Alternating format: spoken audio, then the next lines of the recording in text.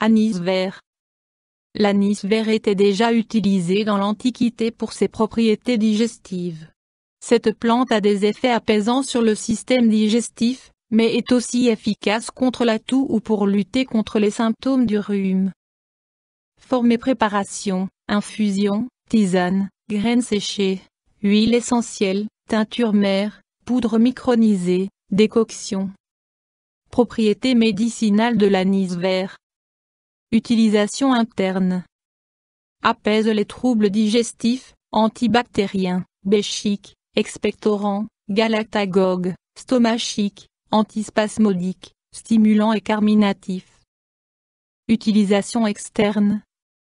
Antimycotique. Indications thérapeutiques usuelles. Traite les ballonnements, les digestions difficiles, l'aérocolie, les renvois, calme les tousses sèches, stimule l'appétit, permet de lutter contre la fatigue, favorise l'expectoration, diminue l'aérophagie, les vomissements et les nausées, augmente la sécrétion lactée. L'huile essentielle est utilisée dans les cas de règles irrégulières, d'aménorrhée, de troubles menstruels, de dyspepsie, de colite spasmodique, d'aérophagie, d'indigestion. Elle vient aussi en traitement de la bronchite asthmatiforme, des congestions pulmonaires, des douleurs lombaires. Autres indications thérapeutiques démontrées. Traitement des parasitoses et des palpitations. Description botanique de l'anis vert. L'anis vert est une plante herbacée, annuelle ou bisannuelle. Elle mesure entre 50 et 80 cm de hauteur.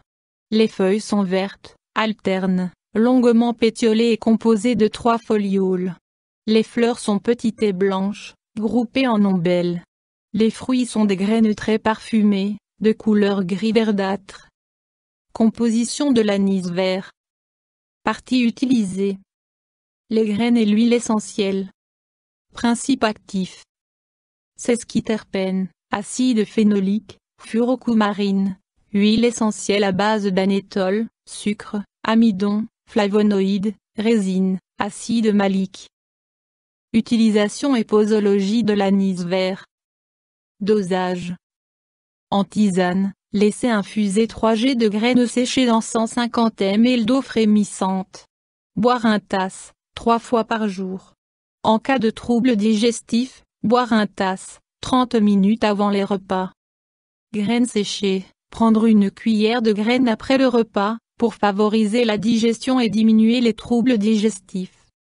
Huile essentielle en inhalation, diluez quelques gouttes d'huile essentielle dans un bol d'eau bouillante et en inhaler les vapeurs, en traitement du rhume et des bronchites.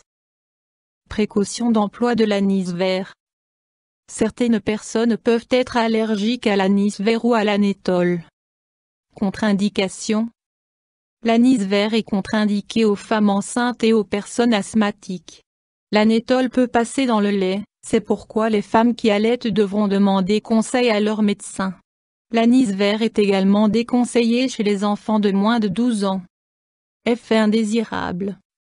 L'anis vert peut entraîner des réactions allergiques, cutanées ou respiratoires. Un surdosage d'huile essentielle peut causer des nausées, des vomissements, des convulsions, voire un œdème du poumon. Interaction avec des plantes médicinales ou des compléments. Pas d'interaction connue. Interaction avec des médicaments. Il est déconseillé de consommer de l'anis vert en parallèle à un traitement anticoagulant.